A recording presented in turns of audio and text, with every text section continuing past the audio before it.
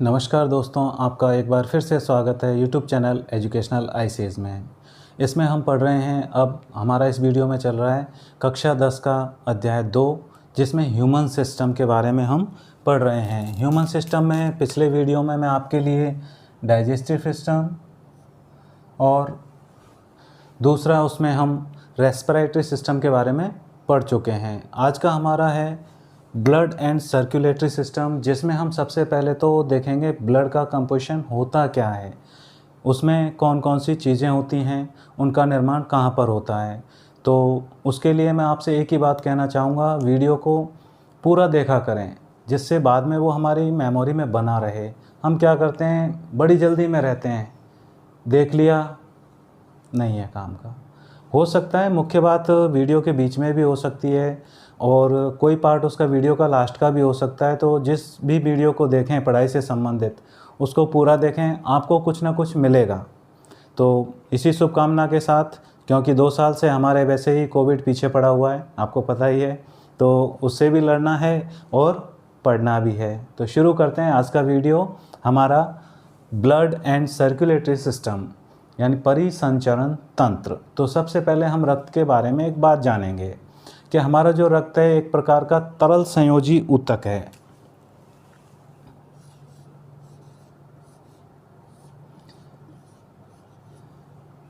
रक्त या ब्लड, ये हमारा एक तरल संयोजी ऊतक है। और सारे ऊतक क्या है, स्थायी होते हैं, लेकिन ये तरल रूप में होता है। तो ये एक प्रकार से हम इसको कह सकते हैं कि बहुत सारे काम हमारे शरीर में करता है। ऊर्जा को एक स्थान से दूसरे स्थान पर पहुंचाना, ऑक्सीजन को पहुंचाना, अपशिष्ट पदार्थों को वापस अपने एक्सट्रैक्शन पॉइंट तक ले जाना। तो ये सारी क्रियाएं रक्त हमारा करता है। और इसमें मुख्य बातें आपको बता देता हूँ मैं। उपापचयी क्रियाओं में जो भी हमारे वेस्ट मटेरियल या मेटाबॉलिक वेस्ट होता है, उस प्रोडक्ट को ये शरीर से बाहर निकालने में मदद करता है। हालांकि स्किन द्वारा भी उत्सर्जन होता है और भी बहुत सारी हैं, अपने श्वसन तंत्र में भी उत्सर्जन होता है, कार्बन डाइऑक्साइड बाहर निकलती है। और इसके अलावा मुख्य रूप से हमारा ब्लड काम करता है, सारे शरीर में से बिल्कुल क्लीनर की तरह झाड़ू पोंछा लगाना, सफाई करने का काम। तो हम ब्लड के बारे में, पहला तो ये तरल संयोजी ऊतक है, इसकी कुछ विशेषताएं हैं।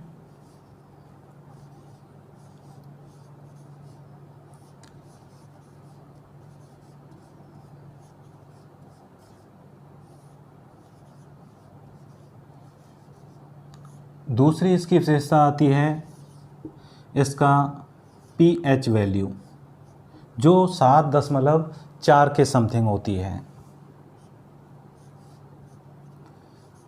ब्लड की जो पीएच वैल्यू है 7.4 के समथिंग होती है। उसके अलावा इसका निर्माण लाल अस्थि मज्जा में होता है।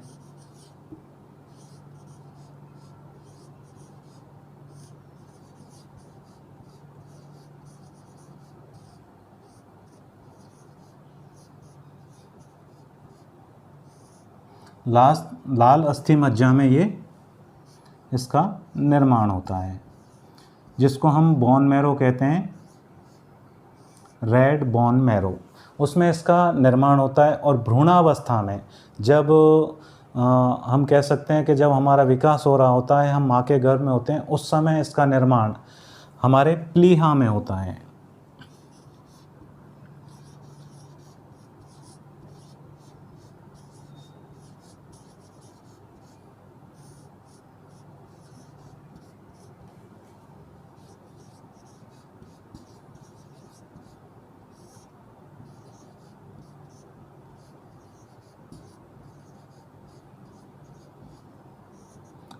सो फ्रेंड्स, एक बार निवेदन फिर से वही है कि जब भी पढ़ने बैठें, पेन कॉपी और थोड़ा थोड़ा सा नोट करें, जिससे वो हमें आगे हमारी मेमोरी में स्थायी बना रहे। और जब आवश्यकता पड़ती है तो हमें उसको ज़्यादा ढूंढना नहीं पड़े, आसानी से रिकॉल किया जा सके। तो इसी में हम देखते हैं, एक सामान्य व्यक्ति की जब हम बात करें तो उसमें लगभग 5 लीटर तक रक्त पाया जाता है।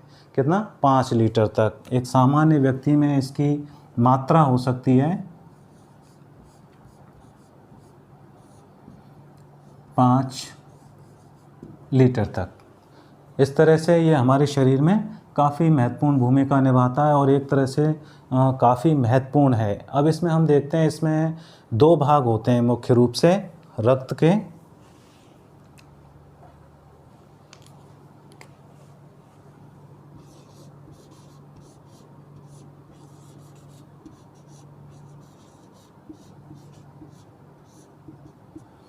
रक्त के भाग की बात करें तो इसमें दो भाग होते हैं। सबसे पहला होता है इसमें कुछ ठोस भाग जो कोशिकाओं का बना होता है, और दूसरा भाग होता है इसका प्लाज्मा। अब प्लाज्मा इसका लगभग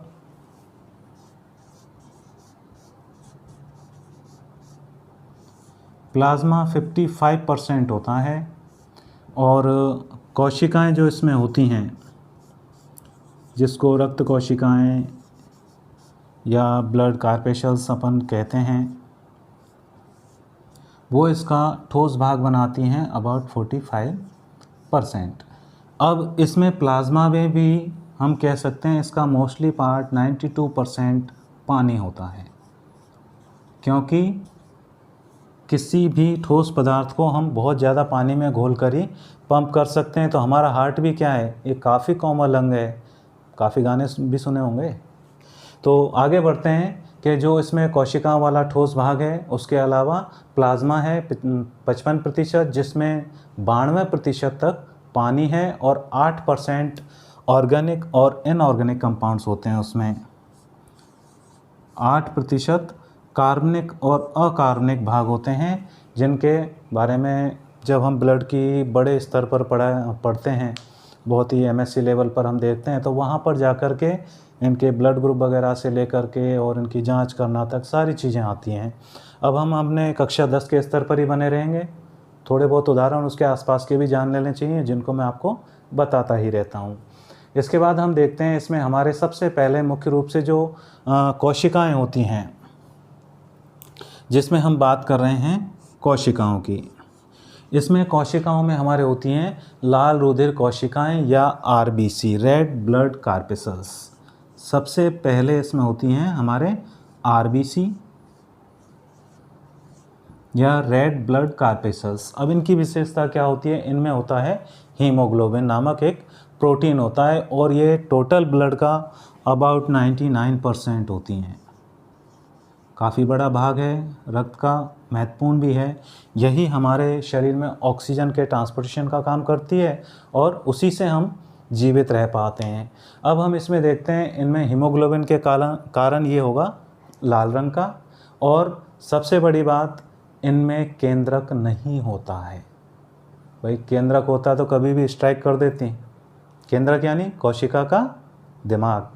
तो ये अपने शरीर की आवश्यकता के अनुसार चलती रहती हैं, क्योंकि इनमें केंद्रक नहीं होता है, ये केंद्रक विहीन होती हैं।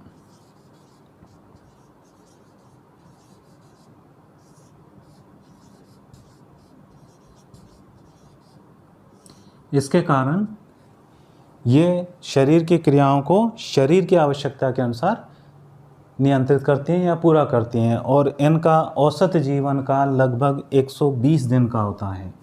120 दिन में ये अपना लाइफ साइकिल पूरा कर लेती हैं। इसके बाद आता है हमारा दूसरा, इसमें दूसरे प्रकार की कोशिकाएं WBC, वाइट ब्लड कार्पेशल्स, श्वेत रक्त कणिकाएं।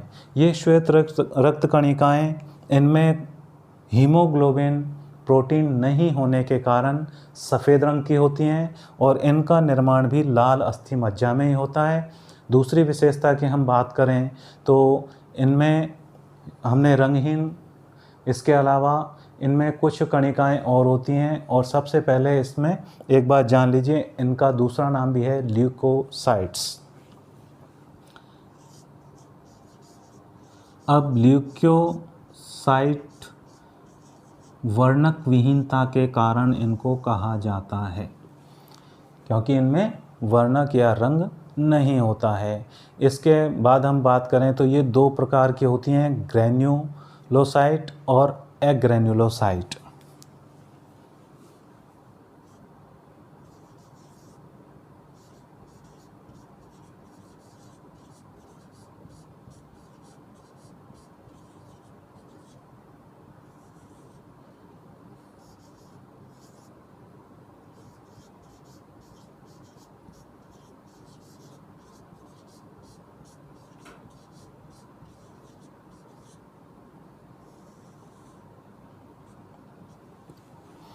अब इसमें हम थोड़ा सा आगे बढ़ते हैं कि इनमें ये दो प्रकार की हो गई। इसके बाद इसमें आता है हमारे कणिकाओं के कुछ और हैं, न्यूट्रोफिल है, इओसिनोफिल है, बेसोफिल है, ये भी इसमें होती हैं। और रक्त में न्यूट्रोफिल संख्या की दृष्टि से सबसे अधिक पाए जाने वाली रक्त कणिकाएँ होती हैं। कभी कभी हमें हमारे चेस्ट में दबाव सा महसूस होता है सर्दी लग जाने के कारण, तो उस समय न्यूट्रोफाइल्स बहुत ज़्यादा हो जाती हैं और उस स्थिति को डॉक्टर क्या कहते हैं, न्यूट्रोफीलिया। जब हमारे शरीर में बहुत ज़्यादा दबाव महसूस होता है हमें हमारे चेस्ट के अंदर। तो इसके बाद हम इसमें देखते हैं कि हमारे जो न्यूट्रोफाइल्स हैं उसमें हमने 3 इसमें प्रकार पढ़े पहले, न्यूट्रोफिल, इओसिनोफिल और बेसोफिल। और न्यूट्रोफिल इसमें सबसे ज़्यादा हैं और प्रमुख रूप से इसमें होती हैं हमारे जो अकण कोशिकाएं हैं, वो हैं लिम्फोसाइट और मोनोसाइट। लिम्फोसाइट 3 प्रकार की हैं, बी लिम्फोसाइट, टी लिम्फोसाइट, और इनमें नेचुरल किलर सेल्स होती हैं ये, जो बाहर से हमारे कोई भी बैक्टीरिया वायरस कोई आएगा शरीर में तो उसको मारने का काम करती हैं। यानी कि ये हमारे शरीर को एक तरह से प्रोटेक्ट करती हैं। इसके बाद हम इसमें आगे बढ़ते हैं तो हमने देखा कि ये सारी महाभक्षक मैक्रोफेज कोशिकाएं हैं, कोशिका में रूपांतरित होती हैं। मोनोसाइट, महाभक्षक, न्यूट्रोफिल मानव शरीर की क्या है, प्रमुख भक्षक कोशिकाएं हैं, जो बाह्य प्रतिजन यानी जो कहीं बाहर से हमारे शरीर में आ रहा है उसको ये खा करके और नष्ट कर देती हैं। इसके बाद हमारा तीसरा प्रकार आता है इसमें बिंबाणु या प्लेटलेट्स। इसके बारे में काफ़ी ज़्यादा पिछले वर्षों में रहा है।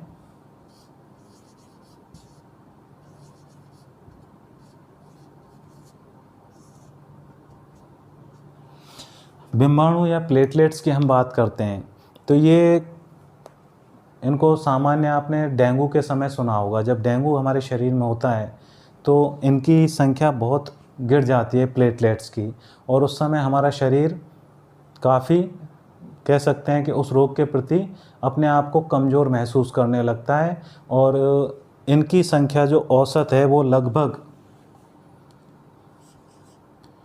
3 लाख के आसपास होनी चाहिए। कितने? प्रति घन मिलीमीटर में 3 लाख के करीब होती है। और इनका जीवन काल भी सबसे कम, यानी केवल इनकी लाइफ टाइम कितना रहता है, 10 दिवस का।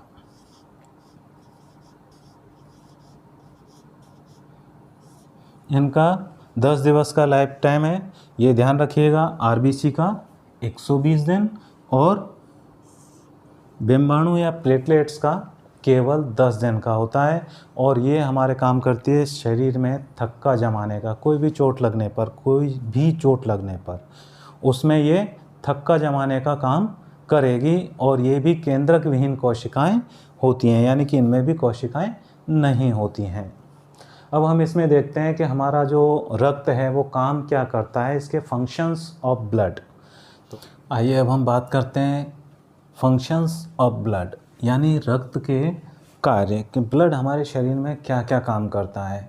तो ब्लड के जब हम काम देखें तो सबसे पहले तो ब्लड ही महत्वपूर्ण है। और यूँ कहा जाए तो घर में रहने वाले सभी महत्वपूर्ण होते हैं, इसलिए शरीर का हर ऑर्गन महत्वपूर्ण है। किसी की जगह कोई नहीं ले सकता, उसके काम कोई नहीं कर सकता। तो रक्त अपने आप में कई महत्वपूर्ण काम पूरे करता है। तो उसमें से हम देखते हैं सबसे पहला कार्य इसका होता है ब्लड का O2 एंड CO2 का परिवहन, यानी O2 और CO2 को ऊतकों और वातावरण के बीच विनिमय करना। अब ये विनिमय करता है तो यानी कि रक्त में ऑक्सीजन को मिलाएगा और CO2 को बाहर ले जाएगा, बाहर पहुंचाएगा फेफड़ों तक, जिससे वो हमारे शरीर से बाहर निकल सके। दूसरा है कि पोषक तत्वों का परिवहन।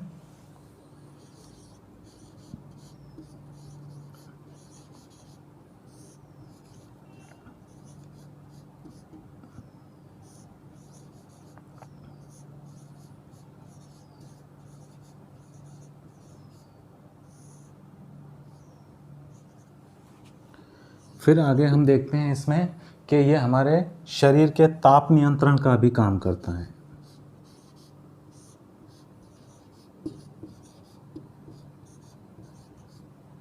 ये हमारे पूरे शरीर में घूमता रहता है, इसलिए हमारे पूरे शरीर का ताप एक जैसा बना रहता है। इसके अलावा प्रतिरक्षण,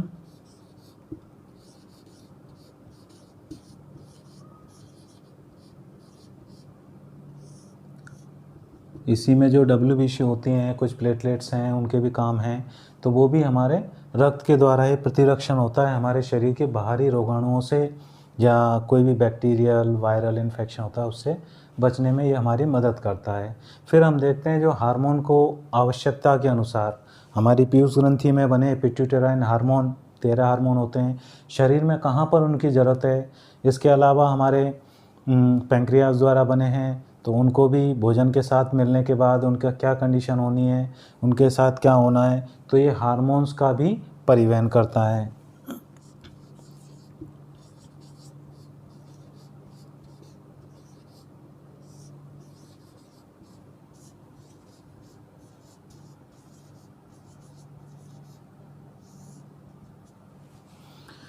फिर इसमें हम आगे देखते हैं कि हमारा रक्त और क्या क्या काम करता है, कि हार्मोन हमारे क्या करेगा, रक्त हमारे क्या करेगा, उत्सर्जी उत्पादों को भी शरीर से बाहर निकालेगा। और इसके अलावा ये हमारे इसका अगला बिंदु है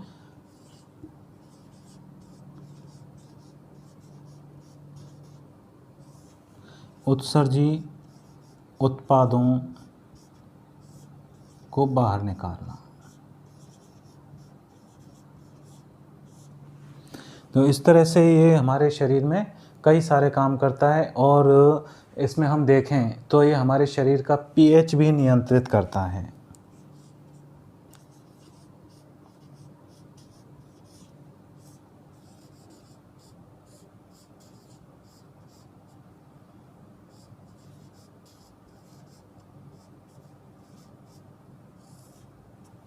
तो ये हम कह सकते हैं ब्लड के हमारे शरीर में मुख्य कार्य हैं, जिसमें हम अब इसके आगे हम पढ़ेंगे ब्लड के प्रकार, जिसमें हम देखेंगे कि ब्लड हमारा कितने प्रकार का होता है, यानी रक्त के प्रकार, टाइप्स इसके हम देखते हैं अब कि कौन कौन से हैं।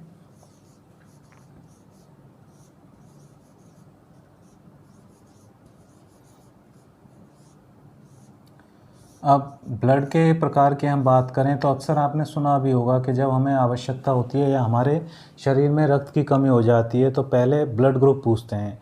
तो उसमें हमारे पास इसमें जो प्रतिजन होते हैं A और B की उपस्थिति या अनुपस्थिति के हिसाब से इनको 4 समूहों में बांटते हैं। सबसे पहला ब्लड ग्रुप है, पहला समूह है A, दूसरा B और तीसरा AB और चौथा समूह इसमें आता है हमारा O। अब इनमें भी फिर अभी हमने बात की थी प्रतिजन या एंटीजन के हिसाब से इनकी उपस्थिति, और ये वाला है जिसमें हम बात करेंगे कि इनमें प्रतिजन होंगे वो हमेशा पॉजिटिव और नेगेटिव दोनों प्रकार के होंगे। और हम बात करें तो इनमें कुछ विशेषता भी आएगी, आगे उसको भी देखते हैं। जैसे A है तो ये A पॉजिटिव प्रतिजन उपस्थित है और A नेगेटिव जिसमें एंटीजन नहीं है, B पॉजिटिव और B नेगेटिव। फिर वही इसी प्रकार से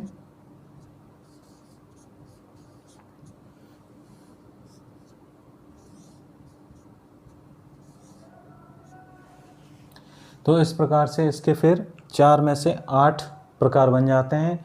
और इसकी बात करें तो हमारे लाल रक्त कणिकाओं में जो O रक्त समूह वाले व्यक्ति की लाल रक्त कणिकाओं पर दोनों में से कोई प्रतिजन उपस्थित नहीं होता है, इसलिए हमें सबसे ज़्यादा दिक्कत आती है इस समूह के रक्तदाताओं की, क्योंकि इनके लिए सामान्य से ये उपलब्ध नहीं हो पाता है। दूसरी फिर आगे हम देखें तो AB प्रतिजन के अलावा लाल रक्त कणिकाओं पर एक और प्रतिजन पाया जाता है जिसे RH प्रतिजन कहा जाता है, RH फैक्टर।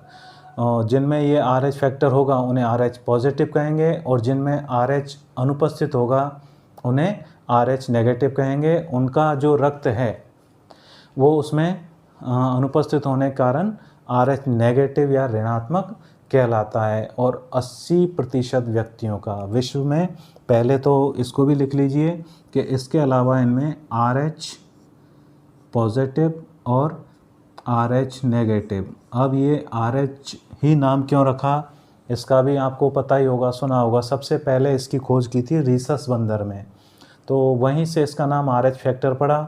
और फिर अब अगली बात, 80% व्यक्ति, दुनिया के लगभग 80% व्यक्ति में RH पॉजिटिव होता है। अब आगे देखते हैं, हमारा मुख्य बिंदु आ जाता है ब्लड सर्कुलेशन। अब तक हम पढ़ रहे थे ब्लड के बारे में जानकारी, और अब सर्कुलेटरी सिस्टम के बारे में हम पढ़ेंगे। तो आप चाहें तो स्क्रीनशॉट लें या थोड़ा पॉज करके और लिख सकते हैं।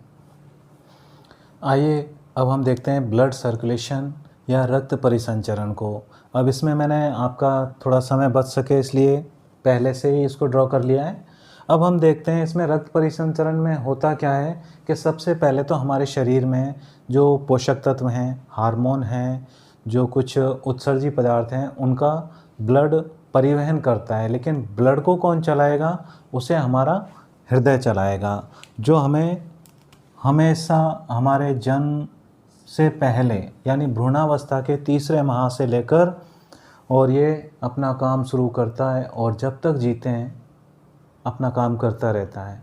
आपको पता ही है, दिल गया तो सब गया। अब देखिए इसमें सबसे पहले हमारे होता क्या है कि इस परिसंचरण तंत्र में हम पहले तो इसका प्रकार जान लेते हैं कि हमारा परिसंचरण तंत्र, ह्यूमन सिस्टम में जो ब्लड सर्कुलेशन होता है या मैमेलियंस में जो ब्लड सर्कुलेशन होता है वो बंद परिसंचरण तंत्र होता है, यानी बंद प्रकार का होता है। इसमें कहीं भी जो ब्लड है वो किसी कैविटी में घूमता नहीं रहता है, अधिकांश समय वह नलिकाओं में ही रहता है। अब देखते हैं हमारा हार्ट क्या करता है। सबसे पहले तो फेफड़े हैं, यानी कि जिसको हम बाह्य श्वसन वाली स्टेज बोलते हैं, वहाँ से ये ऑक्सीजन को आरबीसी में लेगा। आरबीसी ऑक्सीजन को अपने आप में ऐड करेगी और यहाँ से चलना शुरू होगी, हृदय में आएगी, और हृदय के बाद ये हमारी पहुँच जाएगी हमारे ऊतकों तक। हमारे शरीर के जो पार्ट्स हैं वहाँ तक ये पहुँच जाएगी, और वहाँ पर जा कर के और ये क्या करेगी, ऑक्सीजन को ऊतकों को दे देगी, और जो ऊतकों ने उपापचयी क्रियाओं के फलस्वरूप कार्बन डाइऑक्साइड एक वेस्ट मटेरियल के रूप में प्रोड्यूस की है, उसको ये आरबीसी को दे देगी, और यहाँ से ये आरबीसी या ब्लड हमारे वापस चलता हुआ हमारे हृदय में पहुँच जाएगा। इसके 4 पार्ट होते हैं, 2 आलिन और 2 निलय, उनको भी अभी समझेंगे। थोड़ा सा इसका सर्कुलेशन समझ लेते हैं।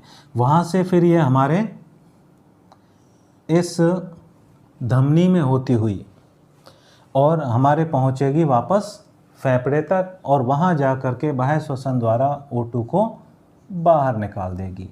अब इसमें कुछ महत्वपूर्ण बात है जिसको हमें जानना चाहिए कि अब तक तो हम पढ़ते आए हैं 10वीं के स्तर तक या 9th कक्षा तक हमने पढ़ा है कि धमनियों में शुद्ध रक्त होता है, हृदय से शरीर तक जाता है, और शिराओं में अशुद्ध रक्त होता है जो हमारे शरीर से वापस हृदय तक या हार्ट तक आता है।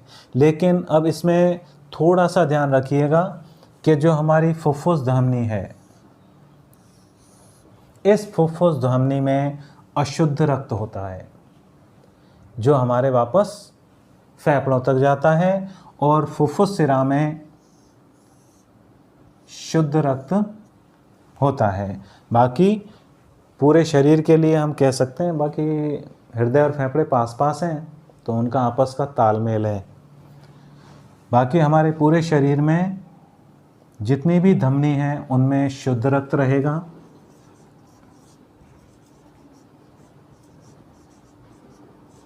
और शिराओं में अशुद्ध रक्त रहेगा।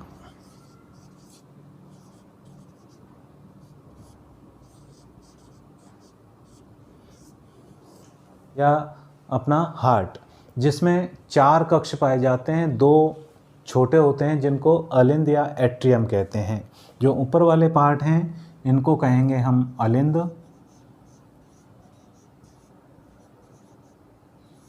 और जो निचले वाले पार्ट हैं इसके, उन्हें हम कहेंगे निलय।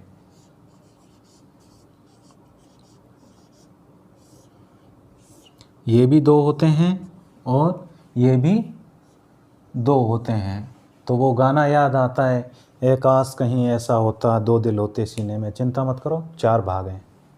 तो कभी इसके बारे में पढ़ाई से ज़्यादा जीवन में कुछ भी नहीं है, उस पर ध्यान दीजिए। गाने हैं, चलते रहेंगे, आते रहेंगे, और भी आएंगे इसमें। तो हमारे जो रेस्पिरेटरी सिस्टम हमने पढ़ा, ब्लड सर्कुलेशन सिस्टम हमने पढ़ा, तो कैसा लगा कमेंट करके बताइएगा। आज की वीडियो में इतना ही।